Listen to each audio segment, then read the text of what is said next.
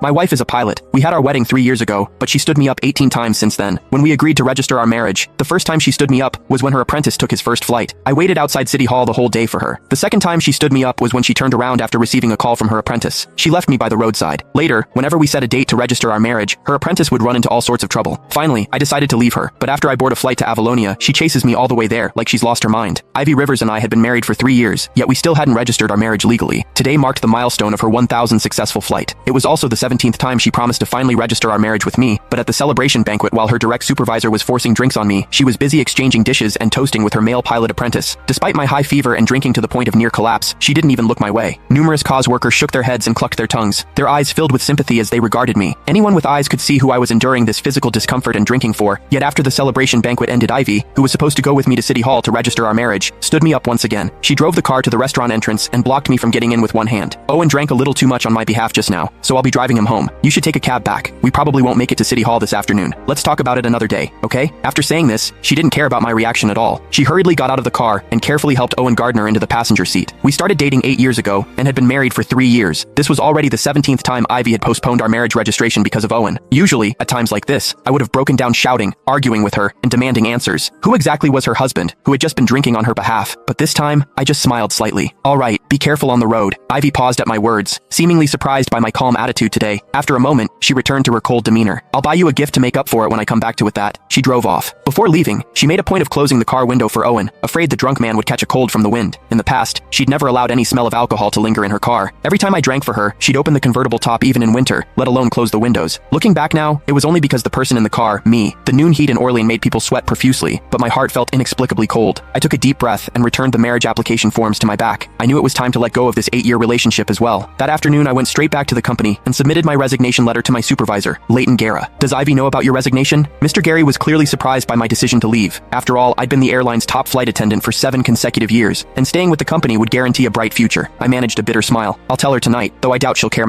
These past few years you two flew new routes to get together, and won company awards together. The CEO even attended your wedding personally 3 years ago. Everyone was so envious, but I suppose Mr. Guerra trailed off with a long sigh, his voice full of regret. Yes, those were indeed beautiful memories, but memories were just memories. We could never go back. After submitting my resignation, I returned home around 10 p.m. The house was eerily quiet and empty. On my phone, a social media post from Owen popped up because he'd specifically tagged me. The caption read, "Special, thanks to my beautiful mentor for staying by my side all afternoon as a thank you. I'm taking her to Marcus Vay's concert tomorrow. Looking forward to it." I knew then that Ivy, who'd said she'd come home at noon, wouldn't be returning. This had happened too many times in our 3 years of marriage. After making myself a simple bowl of instant noodles, I opened my email looking at the job offers from over 10 airlines across different countries. My cursor landed on the one from Meridian Airways in